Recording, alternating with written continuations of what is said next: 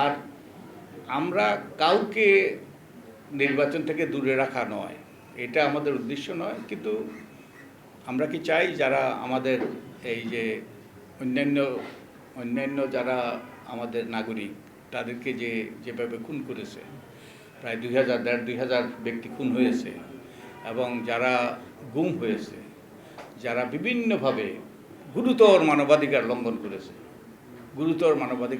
আমরা কি চাই তারা আবার এসে আমাদের রাষ্ট্র পরিচালনা করুক? আমি তো মনে করি অধিকাংশ জনগণে চায় না। তো এখন আমরা প্রস্তাব করেছি, কারণ অধিকাংশ জনগণে চায় না। এখন এগুলো গৃহীত হবে কি না হবে এটা নির্ভর করবে আমাদের রাজনৈতিক দল এবং সরকার। যদি নির্বাচনী অঙ্গন যদি দুর্বৃত্তমুক্ত না হয়, অপরাধী মুক্ত না হয়, তাহলে আবার অপরাধ সংঘটিত হবে।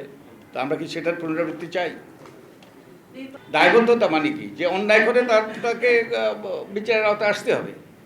তো যাতে অন্যায় না করে, এই দায়বদ্ধতার এই প্রস্তাবগুলো করার উদ্দেশ্য হলো তারা যাতে কোনো রকম অন্যায়, যে আমাদের গত 3টা নির্বাচন কমিশন যে অন্যায়গুলো করেছে তার থেকে বিরত থাকে, এবং আইন করে বিধিবিধান করে যাতে মানুষ ওই যে যদি অন্যায় করে তারা তাহলে বিচারের আওতায়, শাস্তির আওতায় আসবে। তো সেটাই উদ্দেশ্য। তাদের কোনোভাবে তাদের ক্ষমতা ক্ষুণ্ণ করা নয়, বরং আমরা নির্বাচন কমিশনকে ক্ষমতায়িত করার সর্বতভাবে চেষ্টা করেছি। এটা বলেছি একটা তদন্ত কমিশন হোক, তদন্ত কমিশন সেটা সেই সকল সিদ্ধান্ত নেবে। ওগুলো সিদ্ধান্ত নেওয়া তাহলে আমাদেরকে আরও অনেক গভীরে যেতে হতো। ওটা আমরা ওই তদন্ত কমিশনের উপর ছেড়ে দিয়েছি, তারাই সিদ্ধান্ত নেবে করার কথা বলছি। এটা তো হলে এটার হয়তো মেয়াদ, নির্বাচন আমি জানি না কখন নির্বাচন হবে, এটার মেয়াদ পরেও অব্যাহত থাকতে পারে, এতে কিছু আসা যায় না।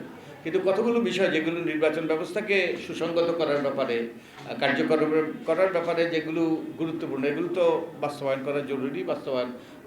আমি আশা করি যে রাজনৈতিক দলগুলো, আমি নিশ্চিত কেউ চায় না অতীতের পুনরাবৃত্তি, আমি নিশ্চিত যে বিরাট জনগোষ্ঠী চায় যে কতগুলো গুরুত্বপূর্ণ সংস্কার হোক যার মাধ্যমে অতীতের পুনরাবৃত্তি না ঘটে, এবং একই সাথে আমরা যেন আবার সেই অবস্থায় ফিরে না যাই। মতো আপনি যেটা বলছেন যে তাদেরকে বিচারের আওতায় আনা, আমরা কোনো সুস্পষ্ট অপরাধের কথা বলি নাই। আমাদের ধারণা, এবং আপনাদের অনেকের ধারণা, যে গত 3টা নির্বাচন কমিশন তাদের সাংবিধানিক দায়িত্ব পালনে তারা ব্যর্থ হয়েছে। সংবিধান আমাদেরকে ওই যে কোন একটা মাহমুদুর রহমানের বইতে আছে, আমাদের সংবিধান সুষ্ঠু নিরপেক্ষ নির্বাচনের বাইরে কোনো কিছুর কথা, ওই যে আমাদের সংবিধানের আওতা, এটা ভাবাও যায় না। তো তারা সুষ্ঠু নিরপেক্ষ নির্বাচন করার ব্যাপারে ব্যর্থ হয়েছে, এবং সুষ্ঠু নিরপেক্ষ নির্বাচন এবং গণতন্ত্র এটা আমাদের সংবিধানের মৌলিক কাঠামোর অংশ, বেসিক স্ট্রাকচার যেটাকে বলে। এবং একই সাথে তারা শপথ করেছে এবং শপথ ভঙ্গ করেছে।